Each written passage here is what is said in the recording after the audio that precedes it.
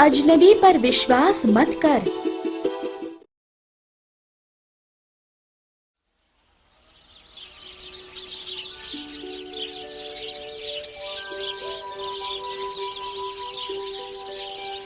एक समय की बात है, घने जंगल में एक तीतर रहती थी।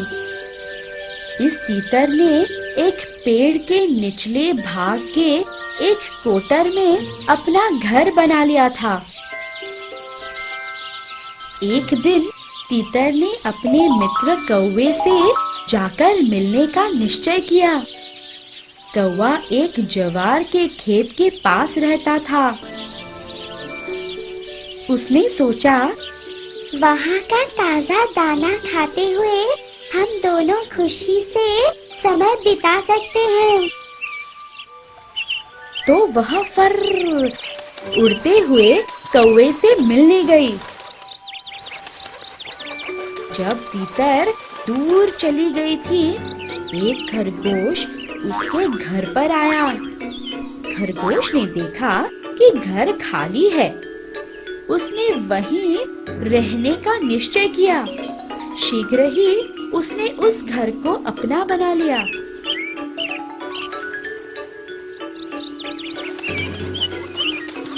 तीतर कौवे से मिलकर वापस आई और उसने घर पर खरगोश को देखा। तीतर ने पूछा, तुम कौन हो?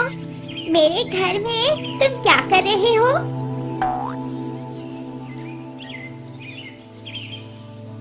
खरगोश ने पूछा, मेरा घर तुम्हारा मतलब क्या है? तीतर को भी बड़ा गुस्सा आया। वह चिल्लाई, यह घर मेरा है। मैं जीवन भर यहाँ रही हूँ और तुम घुस बैठे हो। शीघ्र ही जंगल के सारे प्राणी एकत्रित हुए। वे तीतर को अनेक वर्षों से जानते थे और उन सब ने उसी का समर्थन किया। सभी चिल्लाए, यह तीतर का घर है, यह तीतर का घर है, यह तीतर का घर है। फिर खरगोश ने कहा, मकान उसी का होता है जो उसे अपना घर बना लेता है। इसे मैंने घर बना लिया है, इसलिए यह मेरा घर है। जब प्राणियों ने यह सुना तो वे असमंजस में पड़ गए। खरगोश की बात सच भी थी।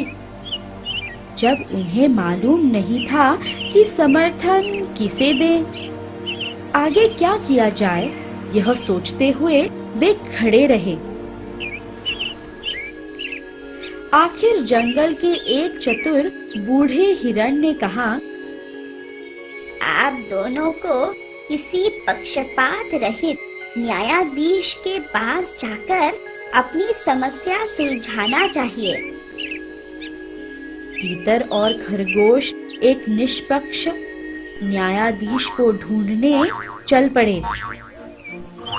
आखिर मीलों तक चलने पर उन्होंने एक जंगली बिल्ली को नदी के किनारे बैठे देखा।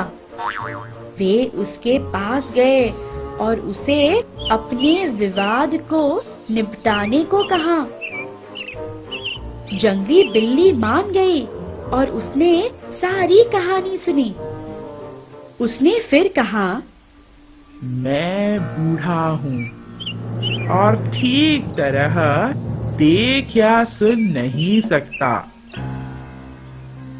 क्या तुम थोड़ा और करीब आकर नहीं बात कर सकते, जिससे मैं आपकी बात बेहतर समझ सकूं?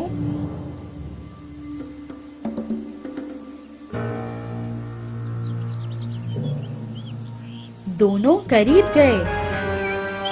जैसे ही वे करीब आए, बिल्ली उन पर कूद पड़ी और उसने उन्हें पकड़कर खा लिया।